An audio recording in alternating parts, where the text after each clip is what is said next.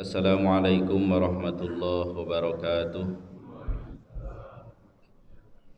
Bismillahirrahmanirrahim. Alhamdulillahil wahidil qahhar al-azizil ghaffar mukawwiril laili 'alan nahar. Wassalatu wassalamu ala sayyidina Muhammad sayyidil mukhtar wa ala alihi wa ashabihil akhyar. Amma ba'du. Yang saya hormati para alim ulama, para asatid, pengurus Masjid Jabar Rahmah, bapak-bapak, ibu-ibu, hadirin rahimakumullah. Alhamdulillah, puji dan syukur kita panjatkan kehadirat Allah Subhanahu wa taala atas karunia nikmatnya kita bisa melaksanakan salat subuh dengan berjamaah, dilanjutkan dengan kajian tadabbur Al-Qur'an. Mudah-mudahan semua amal ibadah yang kita laksanakan senantiasa diterima oleh Allah Subhanahu wa taala. Amin ya rabbal alamin. Salawat dan salam semoga tercurah atas nabi kita, Nabi besar Muhammad sallallahu alaihi wasallam. Hadirin kaum muslimin rahimakumullah. Sebelum melanjutkan bacaan kita di buku Awwalu Marrah Tadabburul Quran, sebagai muqaddimah saya ingin menyampaikan pentingnya kita tadabbur, merenungi Al-Quran. Syekhul Islam Ibnu Taimiyah pernah menulis dalam Majmu' al-Fatawanya, fa innal insana idza qara'al Qur'an wa tadabbarahu kana zalika min aqwal asbabi al-mani'ah lahu minal ma'asi au ba'diha. Maka sesungguhnya jika seseorang itu membaca serta mentadabburi Al-Qur'an, maka itu merupakan sebab yang terkuat yang bisa mencegahnya dari maksiat atau sebagian maksiat.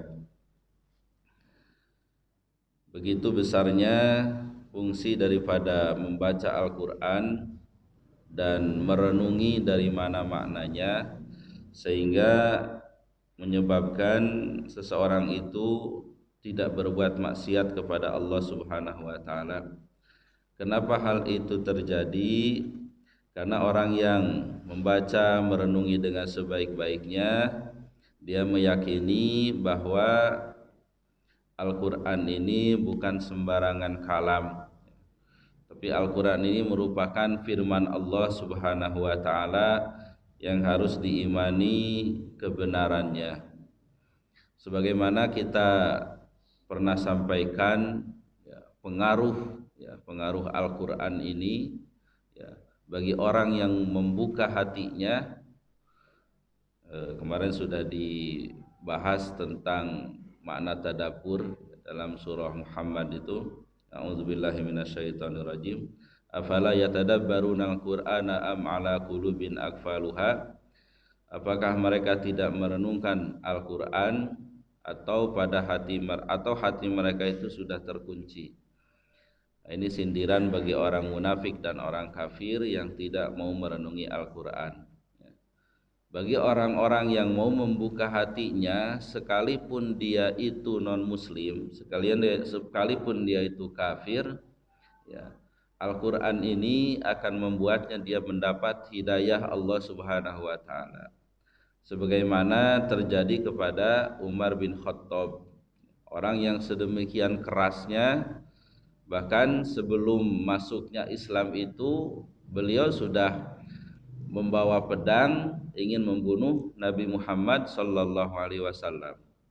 Coba bertemu dulu dengan adiknya, dibacakan Al-Qur'an, Dan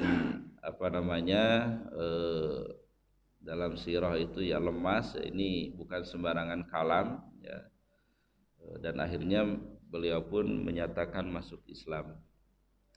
Begitu juga banyak kisah-kisah orang-orang yang kafir sekalipun ketika dibacakan Al-Quran hatinya itu lembut, ya, bahkan dia dapat hidayah. Ya. Ketika kaum muslimin hijrah ke Habasyah yang pertama yang dipimpin oleh Ja'far bin Abi Thalib, kalau kita lihat filmnya, ya, filmnya nggak tahu ini pernah nggak lihat film sejarah itu, ya bagus ya. Itu dibacakan Al-Quran kepada raja itu, ya. Salah satu yang dibacakannya itu surah Maryam, ya, tentang peristiwa kelahiran Nabi Isa alaihi salam, ya. Ya, dalam sejarah saya belum membaca, tapi kalau di film itu sampai menangis raja itu, menangis, dan memang tidak ada tidak ada yang menyebutkan langsung masuk Islam raja tersebut.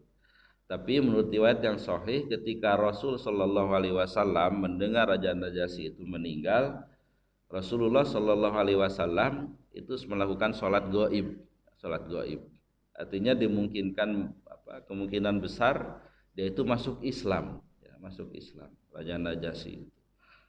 Nah, ini pengaruh daripada Al-Quran, ketika Al-Quran itu dibaca dan direnungi maknanya.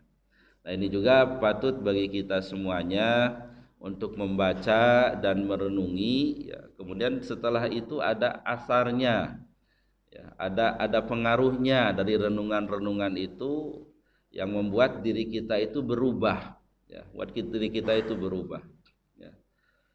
Sebagai gambaran kalau kita baca Al-Quran, ya, pengaruh daripada Al-Quran ini itu kan digambarkan dalam Al-Quran. Para sahabat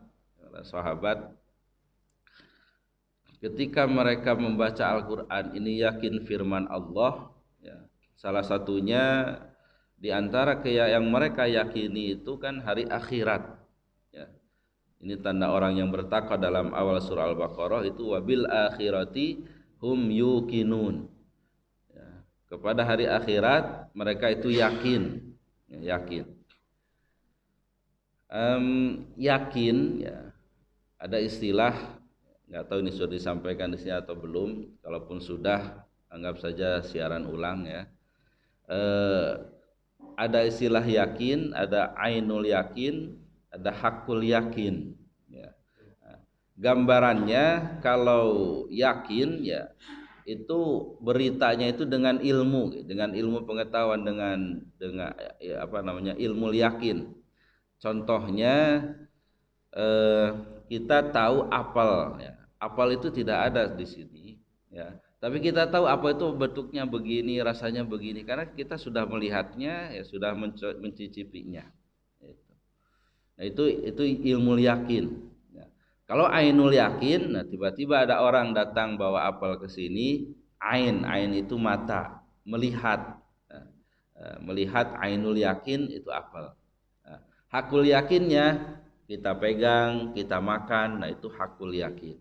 Nah, akhirat pun itu sama begitu. Dalam surah At-Takatsur, apa itu alhaakumut takatsur hatta zurtumul maqabir kalla saufa ta'lamuna tsumma kalla saufa ta'lamun kalla law ta'lamuna ilmal yaqin latarawunnal jahim tsumma latarawunnaha ainal yaqin. Jadi ada ilmu yakin. Ilmu yakin itu harus dari sekarang, gitu. Keyakinan kita dengan akhirat, surga neraka yang digambarkan dalam Al-Qur'an itu harus kita yakini, ya. Dan itu nanti akan kita ada sedikit, ya, disinggung. Surga neraka itu sudah ada sekarang pun, ya, sudah ada, ya. Makanya bahasa Al-Quran itu hari kiamat itu wa idzal jannatu uzlifat, ya. Dan ketika surga itu didekatkan. Nanti insya Allah bagaimana proses, ya, nanti ketika bahas hari kiamat, proses perubahan atau pergantian dari alam dunia ke alam akhirat, ya. Al-Quran bagaimana menggambarkannya. Nah, surga itu sudah ada, sehingga para sahabat itu kalau mereka ada sebagian yang menyatakan kalau mau sholat itu saya seakan-akan mau menginjak apa namanya sirot katanya, sirotol mustaqim ya, yang di bawahnya itu apa namanya neraka dan sebagainya. Neraka itu sudah ada di pelupuk matanya ya. Sehingga apa apa namanya dampak bagi mereka itu Allah banyak menggambarkan di antaranya dalam surah Az-Zumar. A'udzubillahi minasyaitonirrajim. Amman huwa qanitun ana al-laili sajida wa raki'a yahzarul akhirata wa yarju rahmata rabbih. Ya. Apakah mereka itu sama ya? Mereka itu tidak sama ya, orang-orang yang munafik itu dengan orang-orang yang qanit, taat kepada Allah ya. Pada waktu malam sajida wa raki'a, sajida wa qa'ima. Mereka sujud dan berdiri. Nah, yang dimaksud itu adalah sholat. Kalau bahasa ilmu balaghahnya itu itlaqul ba'di wa iradatul kul ya. Yang disebut sebagian tapi maksudnya itu keseluruhan. Karena tidak ada ibadah khusus apa namanya ya kecuali sujud apa syukur atau tilawah ya, sujud dan berdiri saja tidak ada. Itu maksudnya sholat ya. Nah, kenapa mereka itu yahzarul akhirah? Mereka itu takut dengan hari akhirat, wa yarju rahmata rabbi, dan mereka berharap rahmat Allah. Ya. Al-Quran juga menggambarkan sifat mereka itu tatajafa junubuhum dalam surah As-Sajdah, tatajafa junubuhum anil madaji yad'una rabbahum khaufa wa tama'a wa mimma razaqnahum yunfikun. Tatajaf itu jaf itu artinya keras begitu. Apa namanya kasar, keras. Junubuhum itu janbun itu samping badan yang biasa dipakai tidur ya. Tatajafa junubuhum anil madoji dari tempat tidur ya. Jadi mereka seakan-akan gitu tidur pun di tempat yang keras begitu, tidak bisa tidur nyenyak mereka itu ya. Kalau bahasa Sundanya apa, guling gasahan tidurnya itu. Apa bahasa terjemah guling gasahan? Intinya nggak enak tidurnya itu ya. Yad'una rabbahum, mereka berdoa kepada Allah Tuhan mereka, khaufa wa tama'a, karena takut dan berharap begitu. Nah, jadi pengaruhnya sangat besar sekali begitu. Ketika membaca merenungi Al-Qur'an tertanam dalam hatinya, tidur pun sampai susah begitu. Ya, inilah yang perlu kita amalkan semua. Ya, malasnya kita qiyamul lail, ya kita ingatnya akhirat begitu ya. Karena mereka ingat bagaimana surga ya, yang begitu kenikmatannya, begitu agung kenikmatannya, sementara amal kita ya tidak sepadan dengan itu ya. Nah, bagaimana neraka dengan siksaannya yang begitu berat ya, sementara kita masih banyak apa namanya dosa, amal-amal yang mendekatkan kepada neraka tersebut. Ini juga apa namanya patut kita amalkan semua sebagai, kalau dalam surah Al-Fatihah ya itu kan terbagi 3 ya. Ada apa namanya akidah, ibadah dan manhaj, manhajul hayat. Jadi manhaj itu apa ya, sering diartikan kalau manhajud dirasah itu semacam kurikulum ya, kurikulum ya. Kurikulum jadi aturan atau lebih pasnya itu jalan ya, jalan yang terang gitu dalam kehidupan ya. Jadi apa yang harus kita lakukan itu, nah itulah manhajul hayat itu. Nah itulah contohnya dalam Al-Qur'an gitu. Dalam Al-Qur'an ya.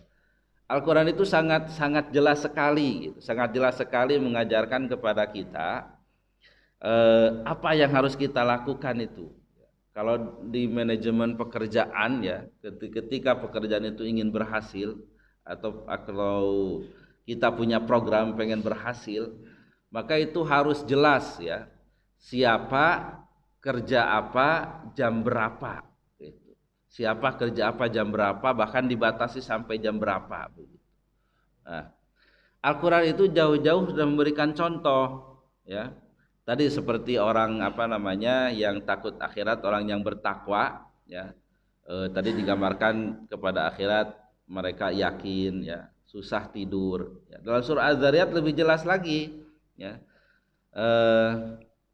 A'udzubillahi minasyaitonirrajim ayat 15 dan seterusnya. innahum kanu qabla dzalika muhsinin kanu qalilan minal laili ma yahja'un wa bil ashari hum yastaghfirun wa fi amwalihim haqqul lisaili wal mahrum. Orang yang bertakwa itu di dunia selalu berbuat baik, muhsin, ya. Ini sudah pakainya apa, isim fa'il. Jadi sosoknya itu sosok kebaikan gitu. Orang itu ketika ada kebaikan di situ dia ada begitu. Orang yang bertakwa. Kemudian kanu qalilan minal laili ma yahja'un. Mereka sedikit tidur di waktu malam. Sedikitnya ini tadi digambarkan ayat-ayat lain itu dengan dengan sholat, ya, bukan begadang dengan main catur, main game, main gapleh, tapi dengan banyak beribadah kepada Allah. Wabil ashari hum yastaghfirun, ketika waktu sahur mereka beristighfar, minta ampun kepada Allah. Nah ini kan jelas siapanya itu orang yang bertakwa.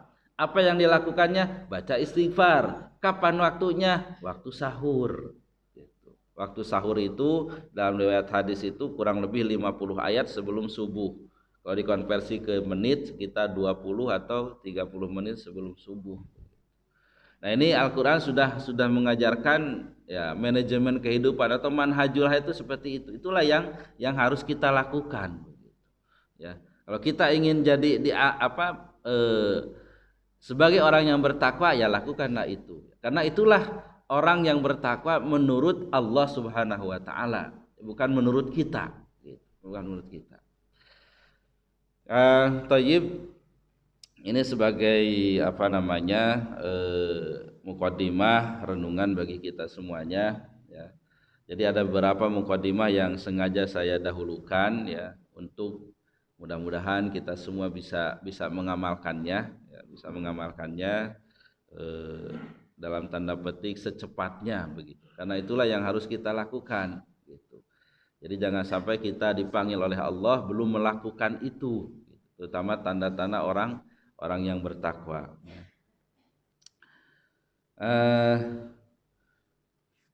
Kita lanjutkan ke bacaan kitab. Saya terus terang aja ini lupa di sini ini sampai mananya ini. Ya masih Al-Fatihahnya masih, cuma sampai mana? Karena saya baca kitab ini di 3 tempat, di Reni sama ada di Zoom.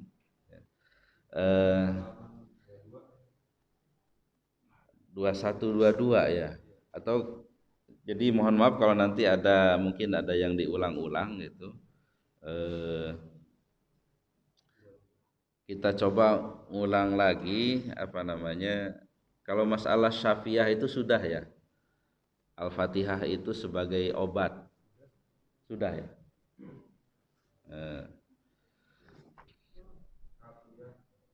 Karena kemarin ada bapak yang menyampaikan hadis Al-Fatihah terbagi 2 itu. Iya. Coba aja kita ulang lagi sedikit. Munasabatu tasmiyah, jadi kaitan penamaan surah Al-Fatihah ini, ya, kemarin sudah disampaikan dalam Al-Itqan itu kalau tidak salah ada 25 nama, 25 nama surah Al-Fatihah. Yaitu yang di sini disebutkan Al-Fatihah, kemudian Ummul Kitab, Alhamdu, kemudian As-Sab'ul Masani, kemudian Al-Kafiyah dan Asy-Syafiyah. Di sini yang disampaikan 6. Munasabatu tasmiyah artinya kaitan nama tersebut dengan isi daripada surah itu, ya. Yang pertama Al-Fatihah. Al-Fatihah itu yang membuka, ya, yang membuka liftitahil Qur'anil Karim biha. Karena Al-Qur'anul Karim dibuka dengan surah Al-Fatihah. Kemudian Ummul Kitab itu induknya Alkitab, induknya Al-Quran. Li'annaha, karena Al-Fatihah itu istamalat ala jami maqasididdin, mencakup seluruh daripada tujuan-tujuan agama, ya. Tujuan agama itu intinya apa saja. Kemarin kalau tidak salah sudah disampaikan yang pertama akidah, ya, kemudian ibadah, dan yang ketiga manhajul hayat, ya. dalam akidah ini kalau tidak salah sudah disampaikan tauhid ya. Tauhid ada berapa kemarin? 3 apa 4 apa 5? Ya. Kemarin yang disampaikan 4 ya.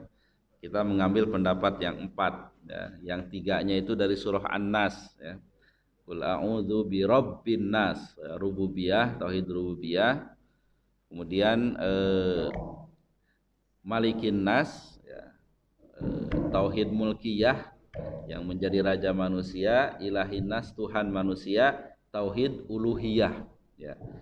Nah, kemarin sudah dibahas rububiyah itu kaitannya dengan Allah yang menciptakan, yang memberikan rezeki, yang apa namanya, yang mematikan, yang memberi manfaat, yang memberi madarat. Itu tauhid rububiyah. Nah, ketika ada keyakinan yang menyimpang dari itu, ya, katakanlah ada selain Allah yang bisa memberi manfaat dan madarat, nah itu sudah menyimpang dari tauhid rububiyah. Kemudian mulkiyah itu kaitannya dengan yang membuat hukum. Kemarin sudah dibahas ya, bahkan masih ingat saya diskusi ya dengan Bapak siapa lupa. Yang dari DPR itu. Ya. Jadi yang sebaik-baik pembuat hukum itu adalah Allah Subhanahu wa taala. Kita sudah gambarkan dan kondisi di Indonesia sudah saya gambarkan kemarin. Itu hukum. Kemudian kaitannya dengan hukum. Yang uluhiyah itu kaitannya dengan penyembahan, dengan ibadah, ya, dengan ibadah.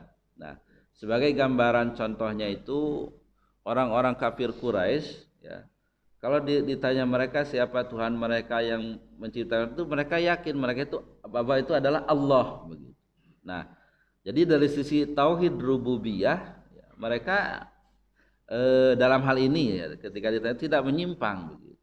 Tapi tauhid uluhiyahnya mereka menyimpang karena menyembah selain Allah, yang menyembah berhala mereka begitu. Itu gambaran perbedaannya. Kemudian ada tauhid asma wa sifat, yaitu nama-nama Allah itu hanya satu ya, hanya bagi Allah saja. Laisa kamislihi syai'un, tidak ada yang sepadan dengan dia. Ya, kalau Allah itu Ar-Razzaq yang memberi rizki, ya mungkin kita pun memberi rizki uang kepada anak, tapi tidak seperti pemberi rizkinya Allah kepada makhluknya. Itu tauhid asma wa sifat. Makanya kalau nggak salah sudah itu. Kemudian alhamdu, ya, nama surah ini alhamdu li'annaha budiyat bil hamdi. Karena Al-Fatihah ini dimulai dengan kata alhamdu. Kemudian asabul masani disebut sabul masani. Ini peristilahan ya.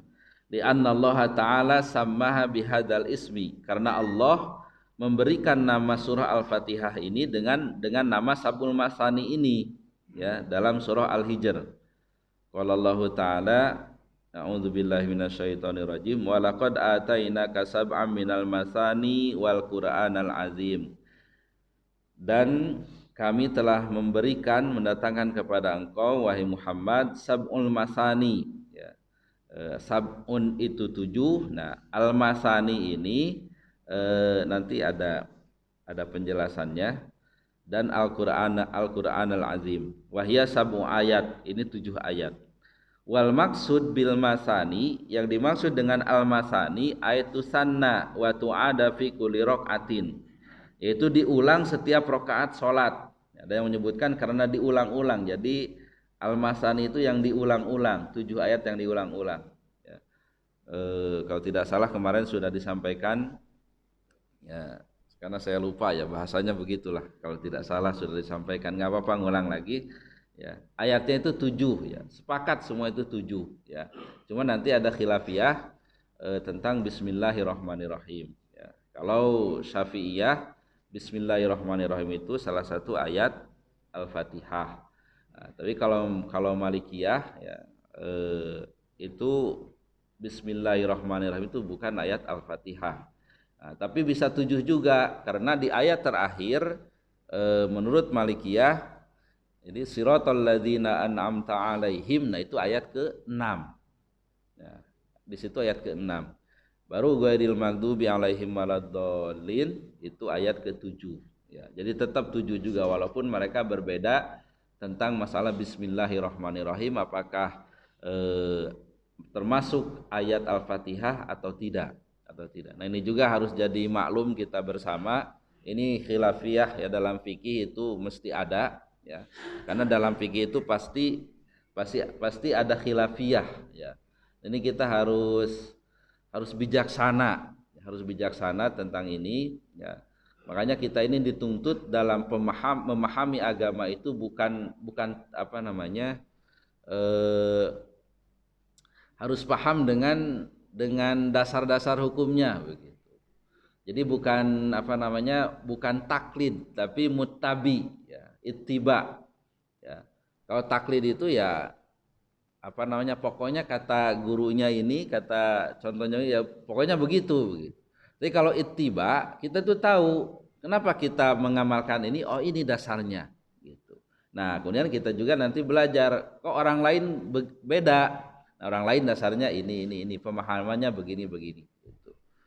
Nggak tahu di sini dikaji nggak masalah apa namanya ikhtilaf dalam fikih itu. Ada kajiannya enggak? Ya. Ya. Kalau lebih rinci ya yang lebih bagus itu ya Al-Fiqhul Islami wa Adillatuh ya, Wahbah Zuhaili ya.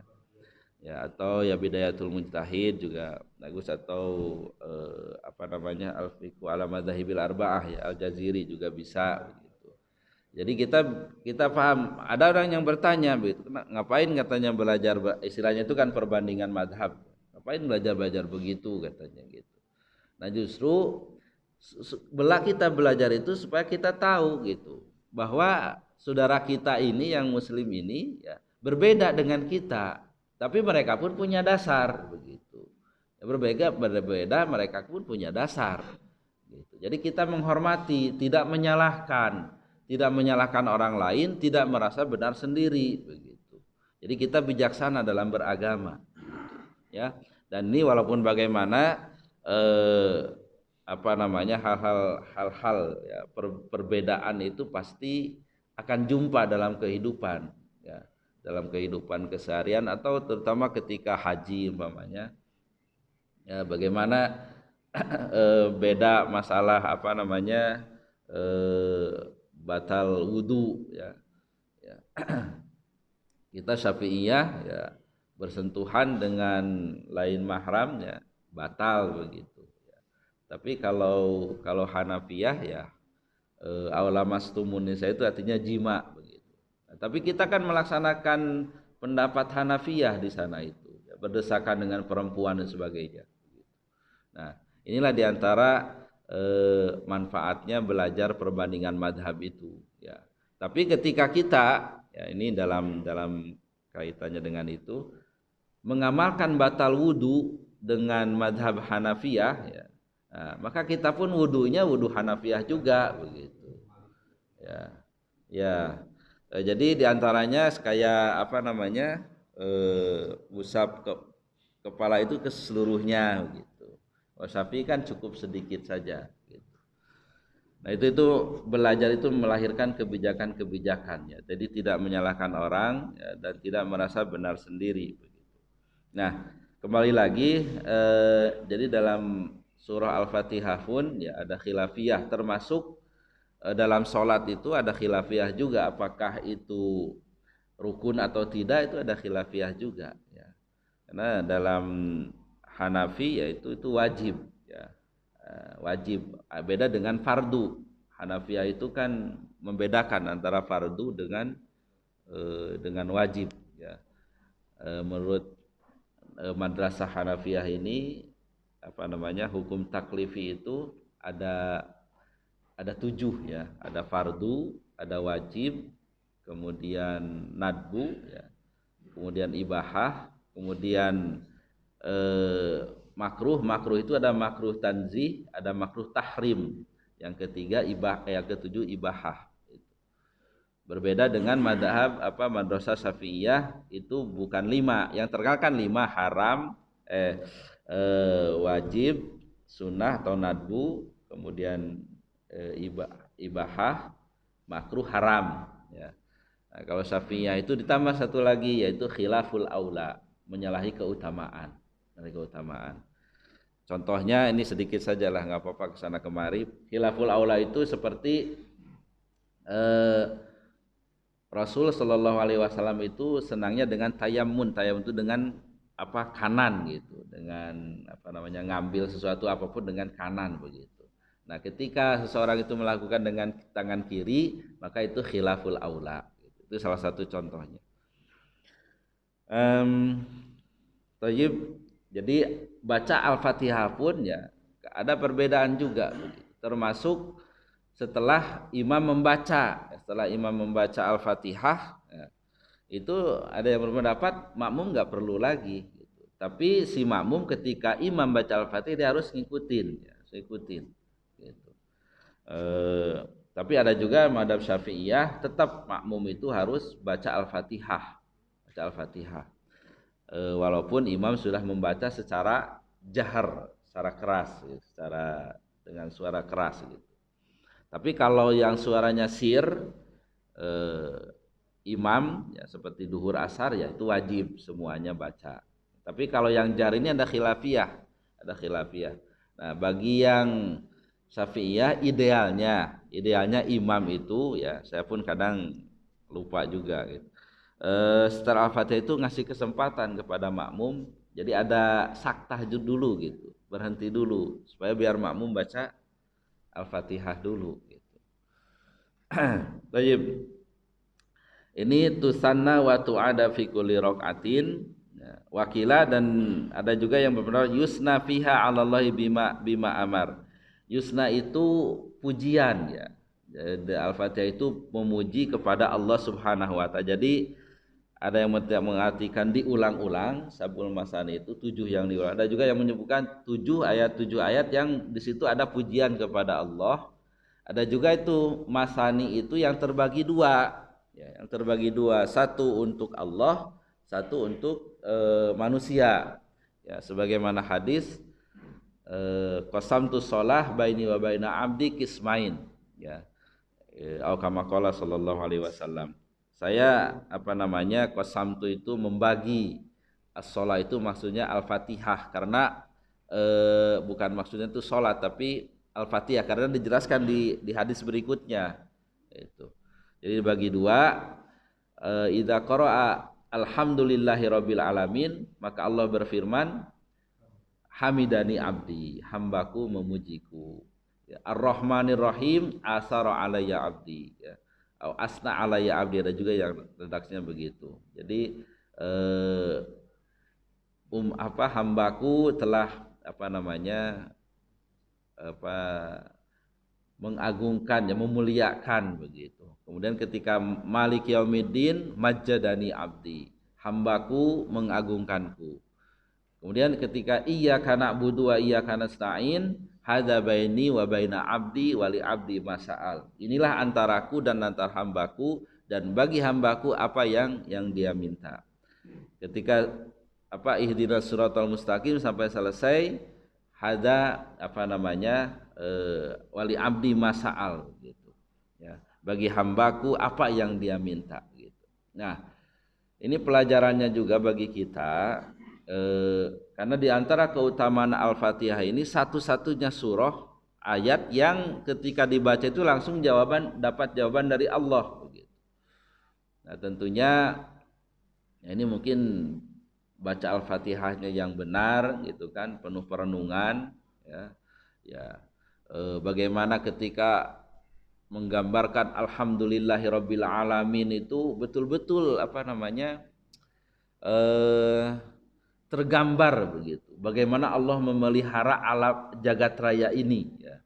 Nanti insyaallah saya akan sedikit mengulas tentang Rabbul Alamin ini ya. Alamin ini kan jamak, isim jamak dari alam ya.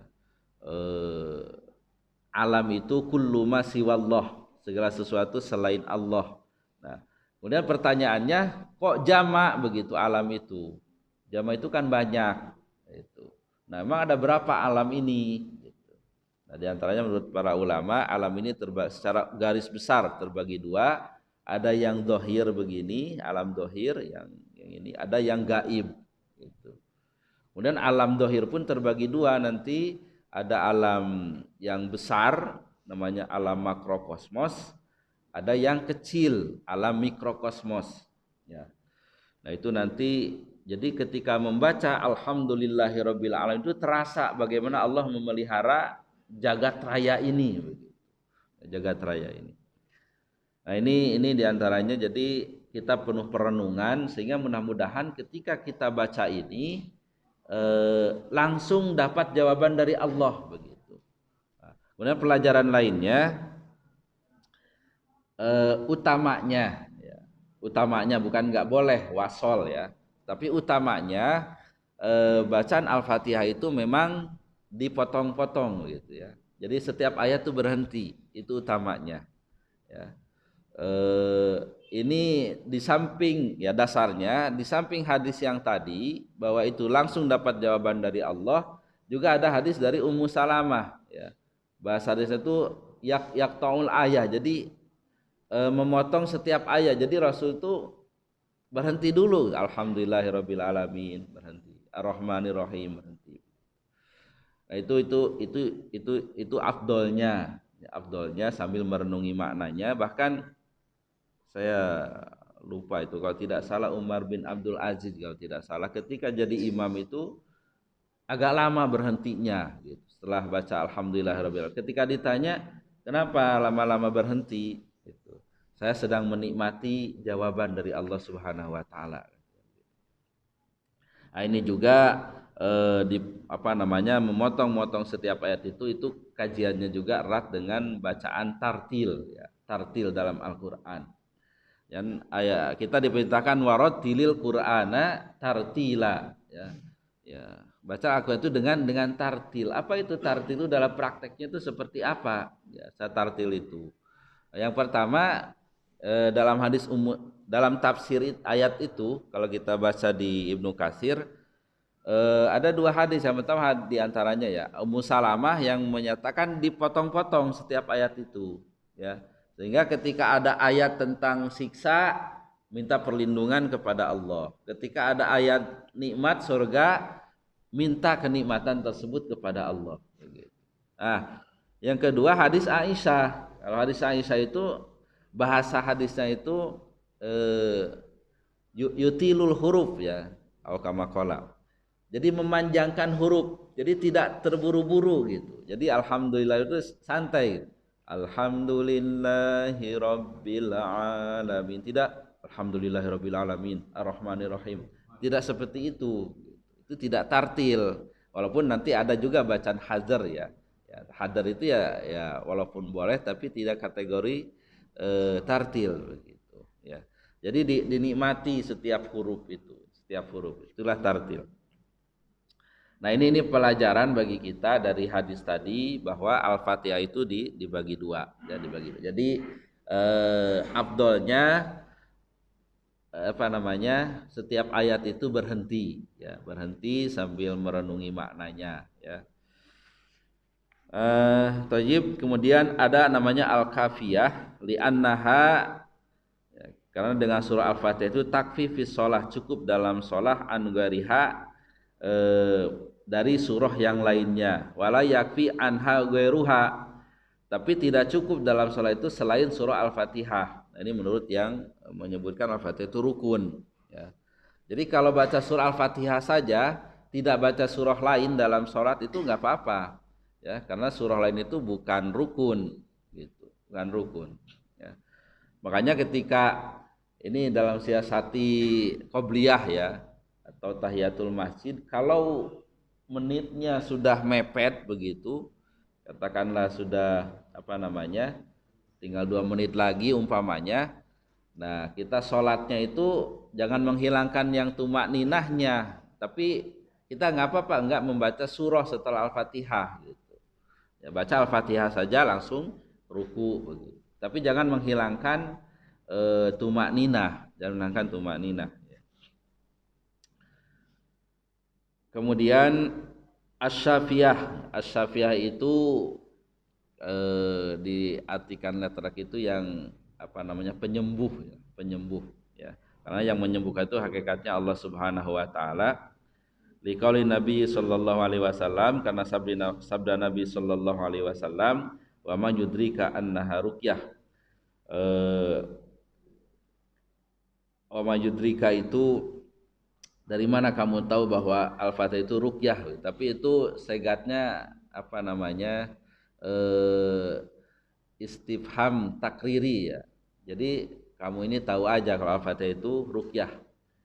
Di sini udah dibahas apa belum? Saya lupa juga. Ini hadis ya, riwayat Abu Sa'id Al-Khudri ya, ketika beliau meruqyah kepala suku yang disengat binatang berbisa ya.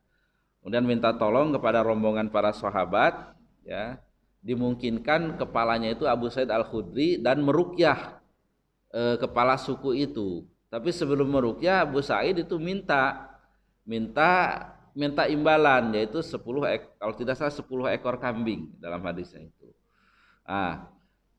Qadarullah setelah diruqyah dengan itu sembuh si kepala suku ini dan memberi hadiahnya 10 ekor kambing. Para sahabat nggak mau makan. Nah, sebelum sampai ke Rasulullah Shallallahu Alaihi Wasallam, boleh enggak, halal enggak? Gitu. Sampainya kepada Rasulullah, ya, diadukanlah permasalahannya bahwa telah meruqyah kepala suku yang kena sengatan binatang berbisa dan sembuh, memberi hadiah, boleh enggak? Rasul bertanya, apa yang kau baca? Abu Sa'id Al-Khudri menjawab, saya hanya membaca surah Al-Fatihah. Nah, Rasul berkomentar, wa ma yudrika annaha ruqyah. Kamu ini tahu aja bahwa Al-Fatihah itu ruqyah. Ya, ruqyah itu doa ya yang dibaca untuk penyembuhan, ya, untuk penyembuhan. Ini riwayatnya riwayat Bukhari, dan saat itu Rasul pun minta bagian daripada hadiah tersebut ya, minta bagian kambing itu. Nah, ini banyak sebenarnya pelajaran dari hadis ini, bahkan salah satunya ada yang membolehkan apa namanya dengan Al-Qur'an itu mengambil ujroh begitu ya, mengajar atau meruqyah begitu. Ya, di antaranya itu dasarnya itu ya, wallahu a'lam ya, masalah pengambilan upah itu ya. Cuma pelajaran bagi kita, ini patut juga kita amalkan ya. Kalaulah ya, saya kalau nggak salah pernah cerita tentang yang orang Jepang itu ya, yang Masaru Emoto yang menemukan dalam buku The True Power of the Water itu kan, dia dengan alatnya ketika air itu disampaikan kata-kata yang baik, maka di alatnya itu terlihat air itu bentuknya indah gitu, mengkristal ya, mengkristal. Dan ketika disampaikan kata-kata yang buruk ke air itu air itu menjadi buih ya, menjadi tidak bagus bentuknya dan menjadi buih begitu. Nah, kemudian dari penelitian beliau dan banyak sekali ininya ya berkesimpulan ketika air itu disampaikan kata-kata yang baik itu ada efek positifnya ya kepada air, yang kalau seandainya diminum berpositif juga kepada badan. Sehingga beliau menciptakan apa yang disebut dengan air hado namanya. Jadi air semacam ya apa ya, air penyembuh begitu. Ya, bahkan yang disampaikan di buku tersebut penyakit yang berat-berat ya, ada yang kanker, ada yang SARS gitu. Ya. Dengan air hado itu disampaikan di situ ya, Allah yang menyembuhkan ya, bisa sembuh begitu. Nah, ini orang Jepang begitu. Nah, kita ini orang Muslim, kita jelas ini dasarnya ada hadisnya.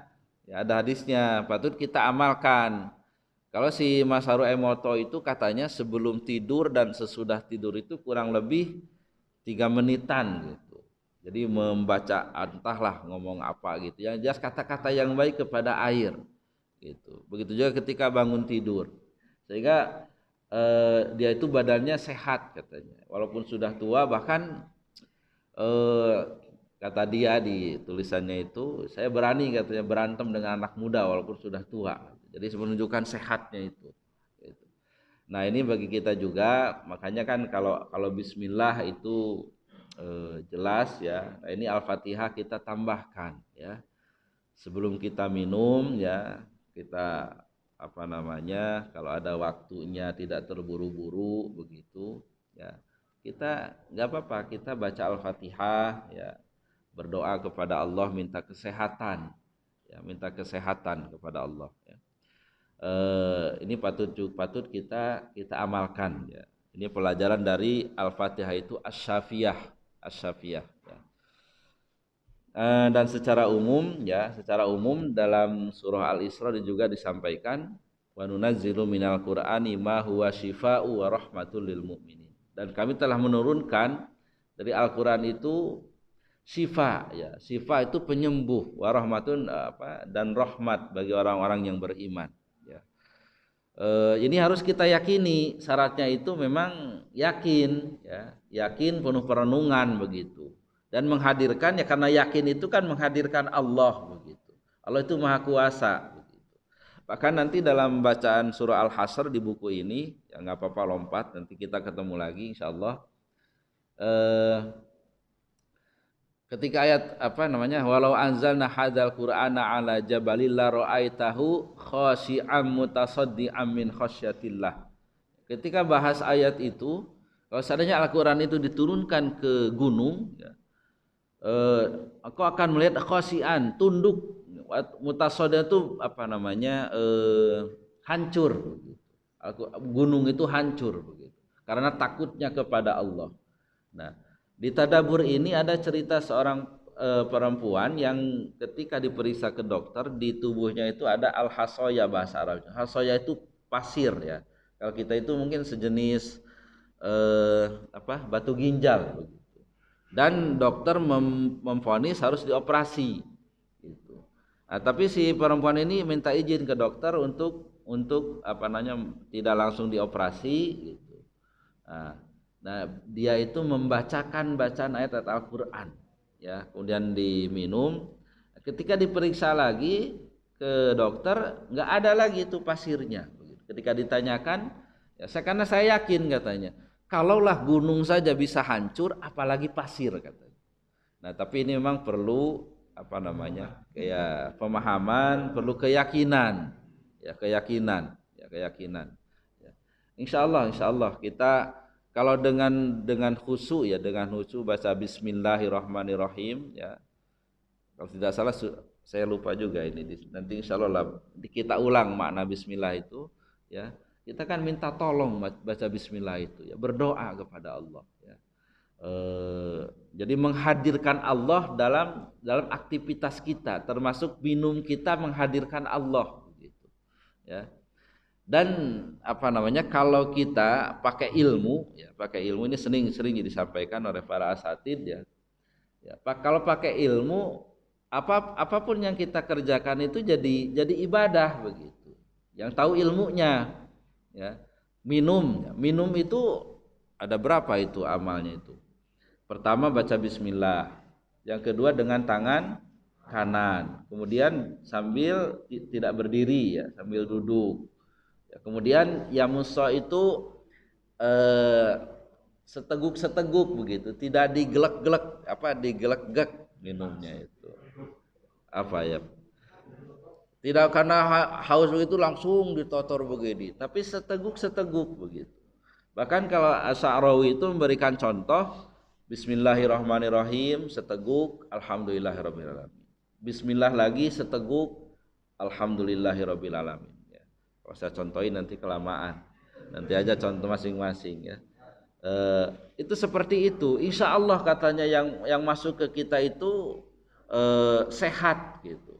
Kalau tidak salah mungkin di sini ada kajian Ihya Ulumuddin ya. Tidak salah itu Al-Ghazali itu mengarahkan setiap suap makan pun idealnya itu baca Bismillah begitu. Setiap suap itu. Tapi mungkin agak kelamaan ya. Di awal aja lah paling tidak begitu. Supaya yang masuk ke kita itu, makanya doanya apa? Allahumma barik lana fima razaqtana ya. Ya Allah, berikan keberkahan apa yang Engkau rezekikan kepada kami. Barokah itu kan ziyadatul khair. Jadi yang masuk itu jadi kebaikan ya. Makan itu jadi semangat beribadah, jadi kesehatan. Bukan makanan itu jadi penyakit, jadi malas beribadah. Itu makanan yang tidak barokah. Nah, salah satunya yaitu dengan tata cara makan dan minumnya itu sesuai dengan sunnah ya. Nah, itu kan sudah 4 tuh. Yang kelima alhamdulillah. Ya udah 5 tuh ini nilai ibadahnya ya. Ini yang pakai ilmu itu seperti makanya pentingnya mengaji itu seperti itu ya. Masuk kamar mandi pun sama ya. Masuk kaki kiri ya. Baca doa Allahumma inni a'udzubika minal khubuthi wal khaba'is. Kemudian udah 2 tuh. Terus jongkok ya. Kemudian setelah selesai ada istibro. Istibro itu bisa dengan berdehem ya, atau diurut supaya habis keluar semua kotoran itu ya setelah kencing. Nah, kemudian bersuci, kemudian baca doa keluar kamar mandi ya. Ghufranaka alhamdulillahilladzi azhaba 'anil adza wa afani. Itu tapi baca doanya perlu ini ya, makanya perlu tahu terjemah, perlu tahu ya maknanya gitu. Azhaba 'anil adza wa afani itu apa gitu. Yang telah menghilangkan adza ya, kesusahan. Adza itu sesuatu yang tidak enak gitu. Dan afani itu menormalkan kembali begitu ya. Ini digambarkan kita kebelet begitu, apa yang kita rasakan itu nggak enak, itulah azanya itu. Kebelet kamar mandi nggak ada gitu, ditahan gitu. Nah, itu luar biasa begitu sakitnya. Nah, ketika keluar itu masya Allah nikmatnya itu ya. Kita naik bis, ini cerita aja, karena saya ke Tasik itu udah pengen pipis, agak mual lagi begitu. Nah, itu ternyata kenikmatan itu hanya dengan 5.000 gitu. Jadi pas istirahat turun ke kamar mandi 2.000, beli teh hangat 3.000 begitu. Jadi kenikmatan hanya dengan 5.000 begitu ya. Karena gini juga, ini cerita masalah ya kenikmatan duniawi ya. Allah Subhanahu wa taala itu adil, ini harus kita yakini. Semua kita itu semua makhluk itu kebagian. Mau yang kaya, yang miskin itu sama nikmat itu. Dalam nikmat kehidupan ya, nikmat kehidupan. Ya. Kalau Mustafa Lutfi Al-Manfaluti itu menggambarkan kenikmatan itu kalamahatil barqi fi dzulumatil lail, seperti kilatan petir di kegelapan malam. Jadi sekilas-sekilas saja kenikmatan itu. Ya. Nikmatnya makan itu kapan begitu ya. Ada istilah mendingan makan enak mending enak makan. Mending enak makan ya. Kalau makan itu makanannya enak, bisa saja kita yang tidak enak gitu ya. Kita sakit makanan enak-enak enggak selera begitu. Nah, kapan itu nikmatnya makan itu kapan? Ketika kita lapar. Ya, bukan di restoran, bukan di apa, ketika kita lapar. Apapun yang kita masuk dimakan itu nikmatan luar biasa begitu. Ya, istilahnya bedanya roti sama singkong itu hanya di sini aja begitu, hanya sejengkal saja begitu. Ya. Dan itu kita bisa rasakan, kita mentafakuri ketika puasa. Ya. Semua itu menikmati semua itu. Enaknya tidur itu kapan? Ketika ngantuk. Allah juga berikan kenikmatannya seperti tadi itu, setelah kebelet dibuang kenikmatan begitu. Itulah nikmat kehidupan. Ya, nikmat duniawi maksudnya. Nah, ada sebuah nikmat yang seharusnya kita kejar. Ya, kita kejar. Ini pelajaran saja bagi kita semuanya. Aid Al-Qarni itu menulis dalam La Tahzan itu, di dunia ini ada kenikmatan, dan orang kalau tidak pernah bahasanya itu tidak pernah menikmati kenikmatan ini, dia tidak akan menikmati kenikmatan di akhirat. Apa itu? Nah, beliau menyebutkan diantaranya, itu bisa nanti dibuka-buka lagi. Itu nikmatnya menyebut nama Allah, nikmatnya mendekatkan diri kita kepada Allah, nikmatnya menjalankan perintah-perintah Allah. Nah, kalau orang tidak bisa menikmati itu di dunia, dia tidak bisa menikmati kenikmatan di akhirat. Ini sangat sangat dalam filosofinya ya. Jadi artinya dalam kita menjalani ya perintah-perintah Allah, sholat, baca Al-Quran sebagainya, itu harus dapat kenikmatannya gitu. Ya. Kalaulah para sahabat itu seperti Utsman bin Affan itu sampai setiap malam itu menghatamkan Al-Quran gitu. Kok bisanya begitu? Ya, sholat ya Rasulullah Shallallahu Alaihi Wasallam itu ya apalagi yang riwayat Hudzaifah ya bacaannya Al-Baqarah, kemudian ada yang menyebut An-Nisa dulu, baru Ali Imran. Ya. Itu bisa berapa jam itu? Ya. Tapi kok kuat begitu? Itu ada kenikmatan di situ. Nah coba kita iseng-iseng ya baca Al-Baqarah, sholat yang baca yang agak panjang aja ini kelama banget imam. Ya. Nah itu bagaimana bisa seperti itu begitu ya. Nah ya. Nah itu kenikmatan yang harus kita kejar di dunia ini. Tapi kita harus bisa merasakan bagaimana nikmatnya qiyamul lail ya. Ini tadi riwayat Hudzaifah jadi pengen kemana-mana juga.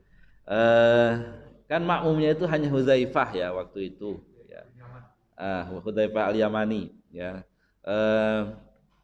Dan Hudzaifah itu sudah mau ini aja, kalau bahasa sekarang itu mau walk out gitu dari sholat ya, meninggalkan Rasul katanya. Tapi beliau bertahan itu menurut para ulama dimungkinkan malam itu Rasul hanya 2 rakaat sholatnya itu, tapi semalam suntuk gitu. Nah, itu bagaimana bisa menikmati seperti itu ya. Hudzaifah pun bertahan begitu dan Hudzaifah lulus. Nah, ada sebagai bukan imbalan sebenarnya, ada kekhususan dari Hudzaifah ini, yaitu beliau disebut sebagai shahibus sirri Rasulillah sallallahu alaihi wasallam. Pemilik rahasia Rasulullah sallallahu alaihi wasallam. Karena Rasul memberitahu kepada Hudzaifah nama-nama orang munafik ya, orang munafik yang ada di Madinah itu, nama-namanya ya secara. Nah, nama-nama ini tidak diberikan kepada Umar, kepada Abu Bakar, kepada Ali, tidak, tapi khusus kepada Hudzaifah ya. Ini maksudnya ada istilah munafik i'tiqadi ya. Karena menurut para ulama nanti dalam surah An-Nisa kemudian At-Taubah itu dibahas tanda-tanda munafik itu dengan jelas ya, gamblang. Tapi menurut para ulama munafik itu ada munafik i'tiqadi, ada munafik amali ya. Munafik i'tiqadi itu dia memang dia tidak meyakini kebenaran Nabi Muhammad sebagai nabi, itu tidak membenarkan ya, tidak membenarkan. Itu i'tiqadi. Nah, itulah yang dilarang menyolatkan kepada mereka. Wala tusalli ala ahadim minhum mata abada wala takum ala qabri. Itu kan larangan mensalati orang munafik. Maksudnya munafik yang i'tiqadi ya. Tapi ada juga munafik amali. Ya dia yakin percaya kepada Allah, kepada Nabi ya, berimanlah. Tapi amalnya kayak amal orang munafik begitu. Ini salah satu contohnya aja. Idza qamu ila sholati qamu kusala. Kalau mau sholat itu malas ya.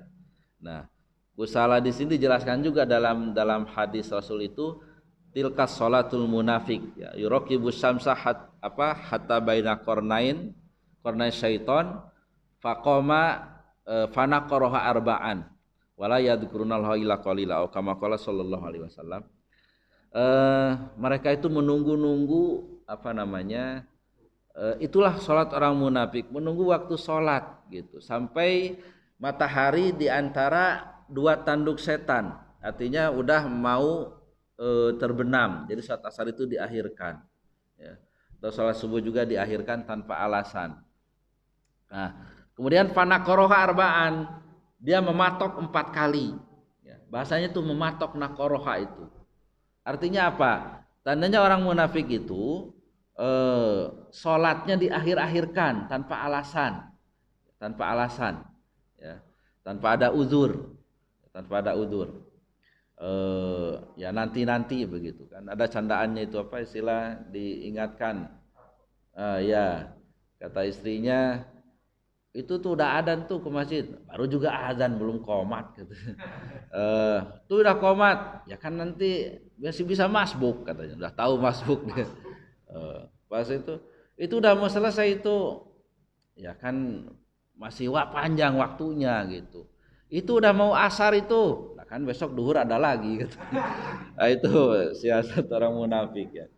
Jadi ada istilah kalau salat munafik itu kalau bahasa Sunda ya. Ada istilah congdur, ada durcong ya.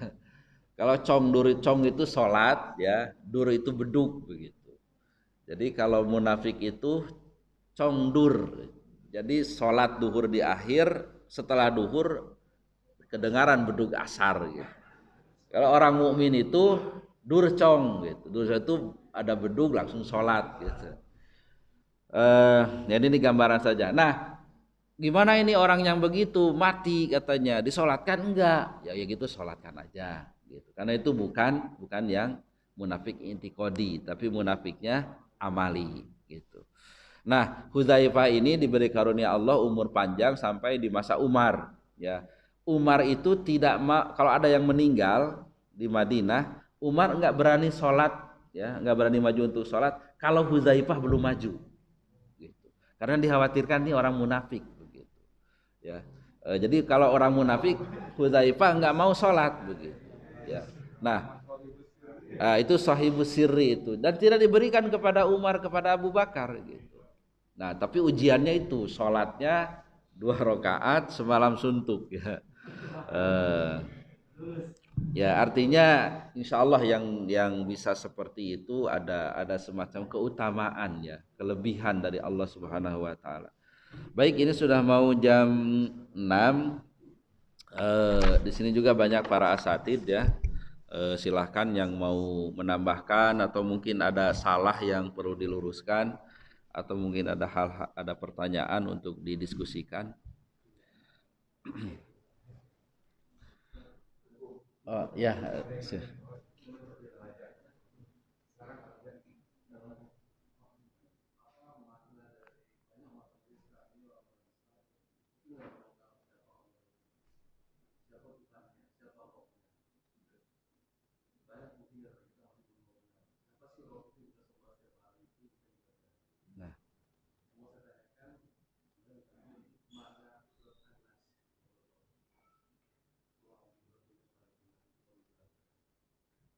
oh ya.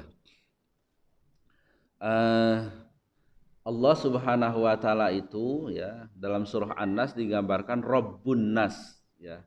Ya, Tuhan yang memelihara manusia bahasanya itu ya, Rabbun Nas dengan pengertian tadi ya, dengan rububiyah.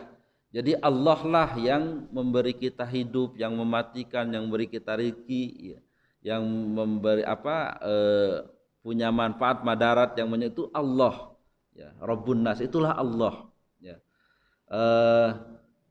Malikin Nas ya, raja manusia, dialah pembuat sebaik-baik pembuat hukum ya. Kemarin sudah kita bahas ya panjang lebar. Walaupun kita belum bisa melaksanakan hukum Allah, kita harus meyakini hukum Allah lah yang terbaik ya. Kemarin saya sudah bandingkan antara hukum Islam dan hukum positif terutama pidana ya. Kemudian ilahin nas ya, Tuhan manusia ya, Tuhan manusia itu yaitu yang berhak disembah itu hanya Allah Subhanahu wa taala ya. Berdoa itu hanya kepada Allah. Memuji pun nanti hanya kepada Allah ya. Nanti insya Allah nanti diingatkan ya mana alhamdu itu puji ada 4 ya. Karena di situ ada pujian itu hanya milik Allah begitu. Uluhiyah ya. Manusia itu tidak berhak pujian. Jadi ketika manusia itu dipuji, engkau ini pemainnya rajin sekali, itu segera kembali kepada Allah. Alhamdulillah. Engkau ini pintar sekali, alhamdulillah. Semua dikembalikan kepada Allah. Karena nikmat yang manusia sehingga memuji itu melihat, itu hakikatnya dari Allah, dan Allah juga yang menutupi kekurangan-kekurangan kita sehingga orang memuji. Jadi ibadah, pujian, ya, doa dan sebagainya itu hanya kepada Allah Subhanahu Wa Taala. Nah, Adapun nanti insya Allah untuk lebih kita mengenal, bukan mengenal ya, lebih mendekatkan diri, lebih meyakini eh, Allah Subhanahu wa taala ini, insya Allah nanti dalam surah Al-Fatihah kita akan ada bahasan eh, melihat ya, dalam bacaan a'udzubillahi minasyaitonirrajim itu ada iyadatullah ya. Bagaimana Allah, iyadatullah itu perlindungan Allah. Bagaimana Allah melindungi jagat raya ini ya. Harapannya dengan kita membaca itu, mentadaburi itu kita lebih yakin ya akan kemahakuasaan Allah, akan keberadaan Allah begitu ya. Karena tidak mungkin hidup ini nanti kita melihat alam jagat raya ini ya, bumi, planet dan sebagainya tidak mungkin teratur ya kalau nggak ada yang memeliharanya ya, kalau nggak ada yang mengaturnya ya. Insya Allah ya, mudah-mudahan kita istiqomah terus. Kalau dibahas sekarang nanti sampai duhur. Eh, tapi yang harus kita yakini itu semua ya, Allah itu ada, dialah yang menciptakan kita, yang memberi kita hidup, yang mematikan, yang memberi kita rezeki ya. Itu penjelasan dari Rabbun Nas itu ya. Kemudian Malikin Nas ya, yang memberi hukum, aturan sebaik-baik hukum ya dalam Al-Qur'an ya. Kemudian Ilahin Nas yang harus kita sembah ya, kita berdoa hanya kepada Allah, mintanya kepada Allah ya. Baik, itu kalau tidak ada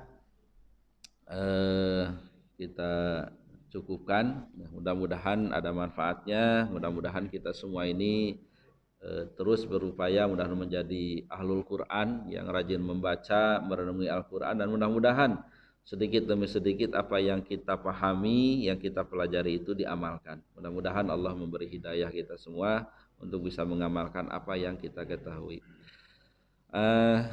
Kita akhiri dengan doa. Mudah-mudahan ya wabah ya yang diturunkan oleh Allah segera diangkat kembali oleh Allah Subhanahu wa taala. Kita dikaruniai oleh Allah kesehatan dan perlindungannya. Mudah-mudahan anak kita menjadi anak-anak yang solih, yang solihah. Yang sakit mudah-mudahan lekas disembuhkan oleh Allah Subhanahu wa taala, dan mudah-mudahan semua maksud baik kita dijabah oleh Allah Subhanahu wa taala. Li hadiniyah wa likulli niyatin shalihah barakati al-Fatihah. A'udzubillahi minasyaitonirrajim. Bismillahirrahmanirrahim. Alhamdulillahirabbil alamin. Arrahmanirrahim.